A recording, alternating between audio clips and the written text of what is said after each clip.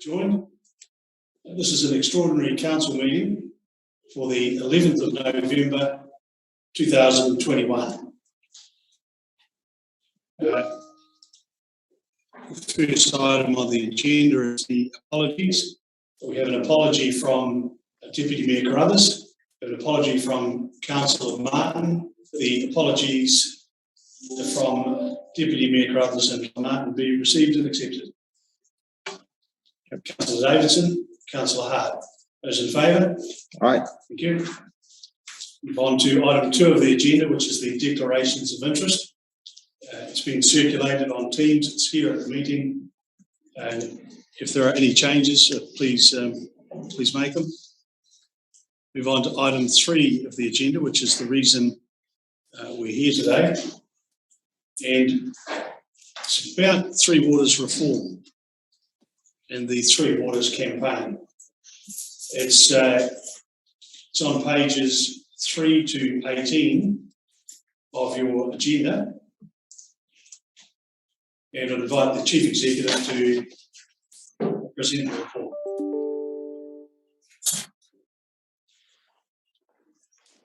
Good afternoon, Your Worship and councillors and staff. As we know from the September council meeting, we received submission through our engagement process on the proposed Three Waters reform, and had strong backing at 91%, approximately 91% against the reform. Our council then obviously went through and sent that feedback through to the Minister and to the DIA, members of the DIA, Department of Internal Affairs. It was duly noted. Following the feedback from councils, there has been an update from the Minister making a recommendation to mandate the reform. Obviously, the mandation hasn't been supported by various councils or by local government TNZ. So in terms of the current situation, council staff have been doing a number of activities around the Three Waters reform. One of them is to look at the evaluation, financial impacts of the reform going through.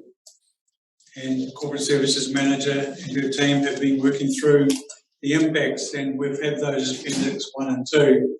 But the 3 highlights are the balance sheet being reduced by 17%, a significant net asset reduction of $83.7 million.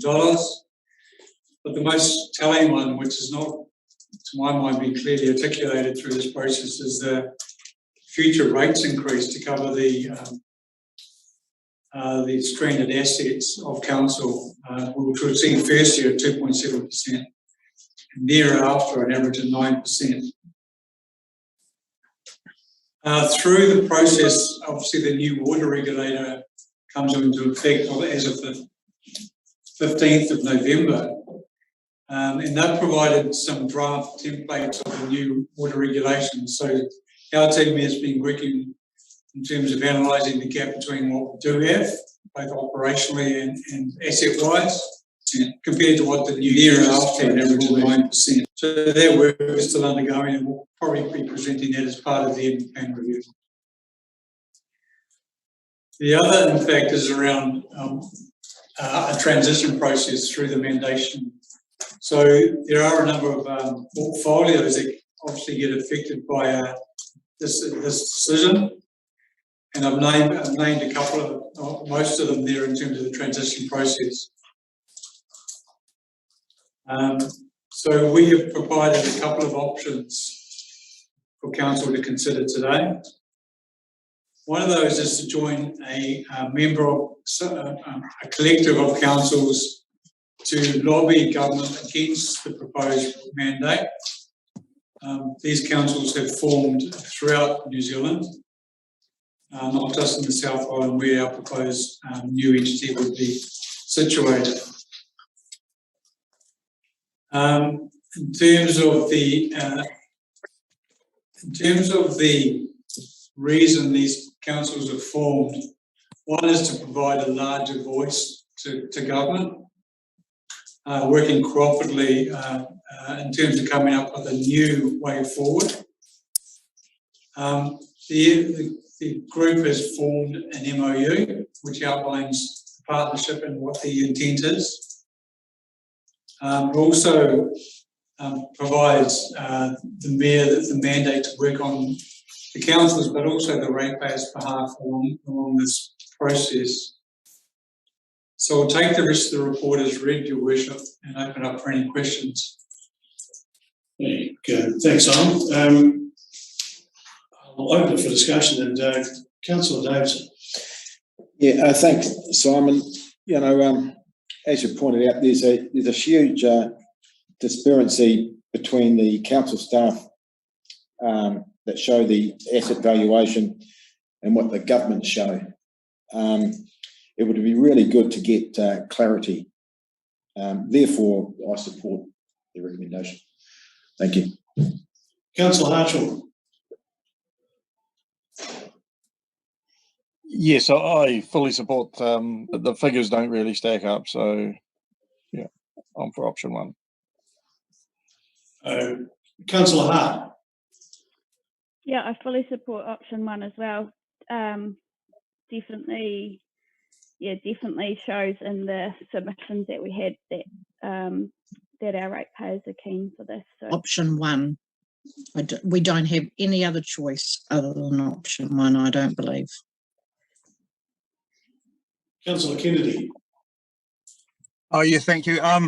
Yeah, look, the ratepayers have spoken clearly about this, and I think that we should join the Rebel Alliance, I suppose, as it will be seen by Ngāti Aveda and the Three Waters Death Star and the bureaucratic stormtroopers.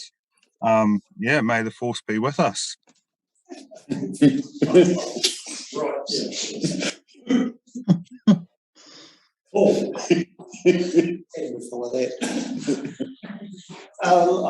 Your Worship, I was in two minds about it, to be honest. On the one hand,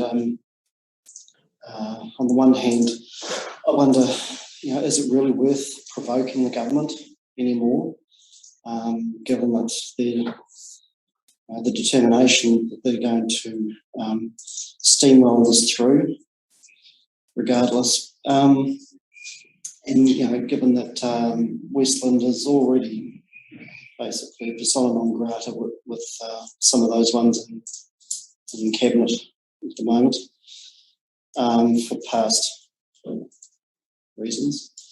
But on the other hand, of course, that this whole Three Waters thing just shows the excesses of unbridled power, in my view.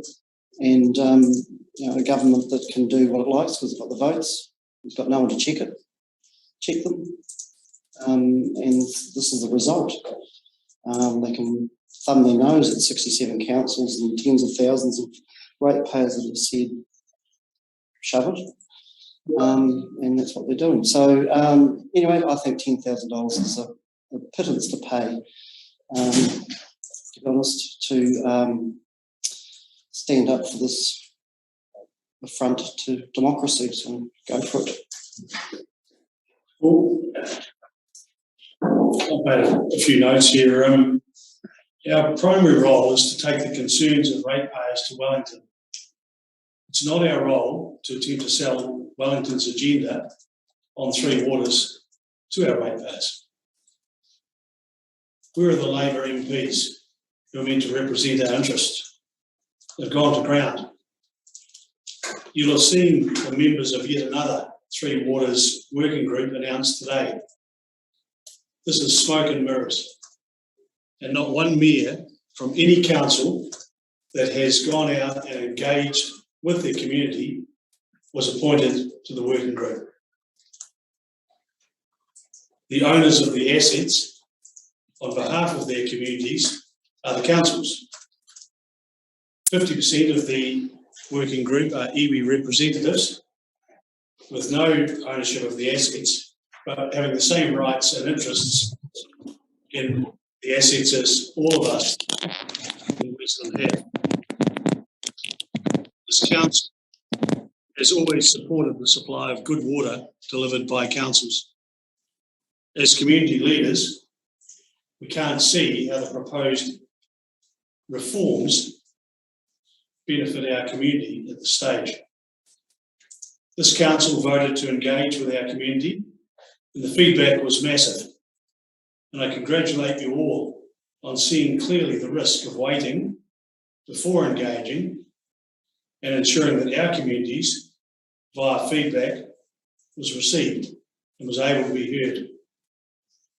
Some councils read the tea leaves wrong, and their ratepayers, unlike ours and a number of other councils, will have no chance to express a view as to if they support the Three Waters reforms or not.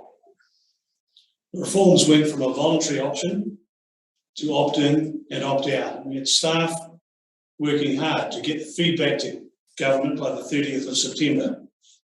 This was then to be followed by full consultation with ratepayers on what has ended up being mandated, resulting in the theft of our Three Water assets. And when you get 60 out of 67 councils in the country saying no way, someone's got a problem, someone's got it wrong. Now, government will need to pass legislation setting aside clauses in the Local Government Act that require full consultation on such a significant issue. They can do that. In fact, they can do what they like. Look at the numbers. But with 60 of the 67 councils in New Zealand not opting in, it's going to be a direct attack on both our ownership rights and on behalf of our communities and our democracy. The focus on water causing health issues by government is mischievous, with councils around New Zealand supplying clean, healthy water with very few exceptions. And in fact, there are many reports naming New Zealand as in the top 10 suppliers of drinking water in the world. A recent one coming at number 2. The 34,000 people getting sick each year was taken by government from a 2006 report,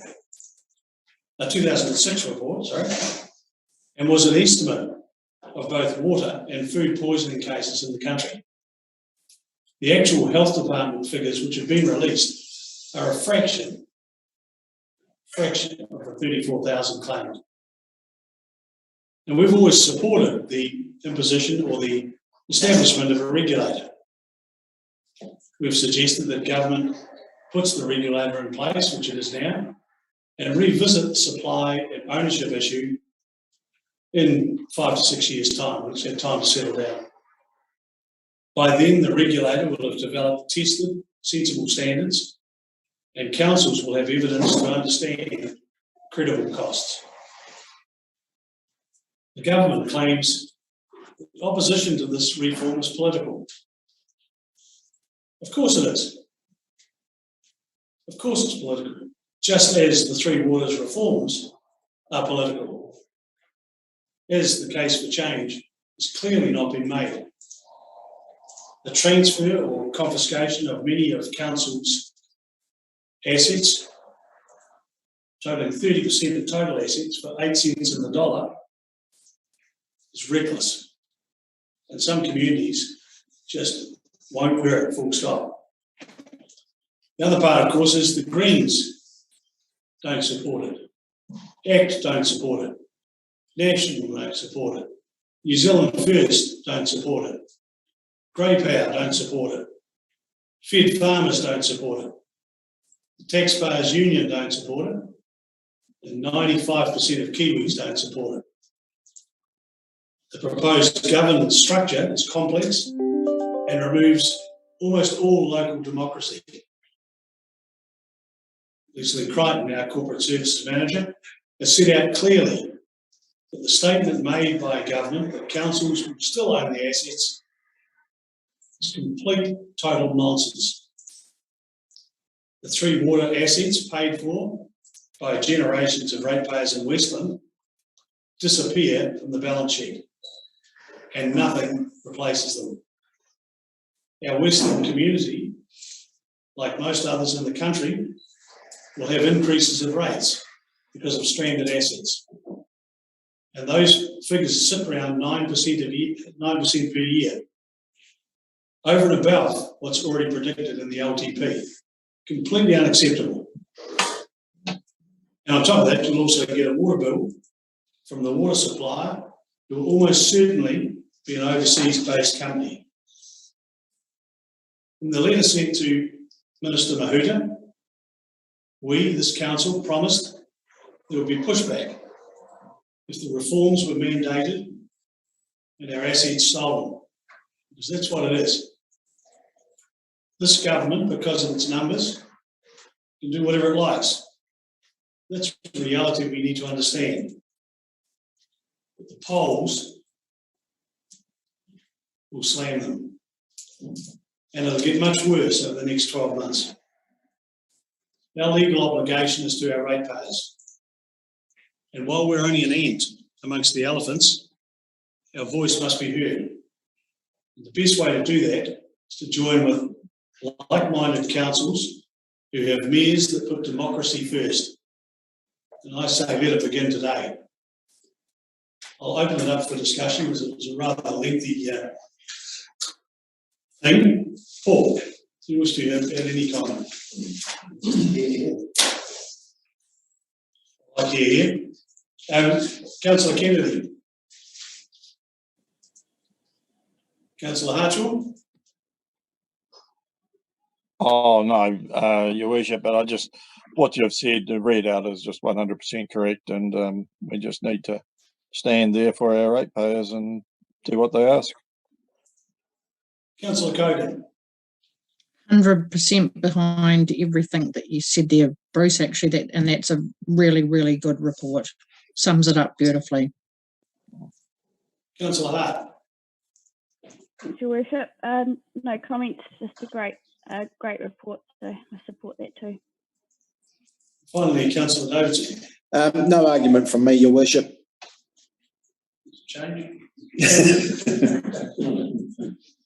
I'll invite a councillor, in fact, I'd like to do it myself if I can. I'd like to move that A, council receive the report, that B, council resolves to become a campaign partner in the Three Waters campaign. C, council resolves to sign the Three Waters campaign memorandum of understanding.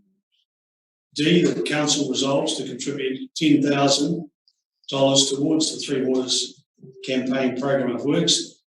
And E, that council resolves to appoint His Worship Mayor Smith as the representative of the Three Waters campaign, both as a plenary member with voting rights and a member of the oversight group. Not ask for a second. Yeah, I'll second that. Councillor Davidson, thank you. All those in favour? Aye. Thank you for your support. Sorry. One question, where's the $10,000 going to come from? Retained earnings. So, from council budget. Democracy budget. Are there any other questions before I wrap the meeting up? I really appreciate your support. This is, it's not very often when you get over 90% of your ratepayers being very forceful and asking us to do something. We've got that. Councillors have responded. Let it begin, is my view. And on that basis, I'll declare the meeting closed and thank you very much for attending.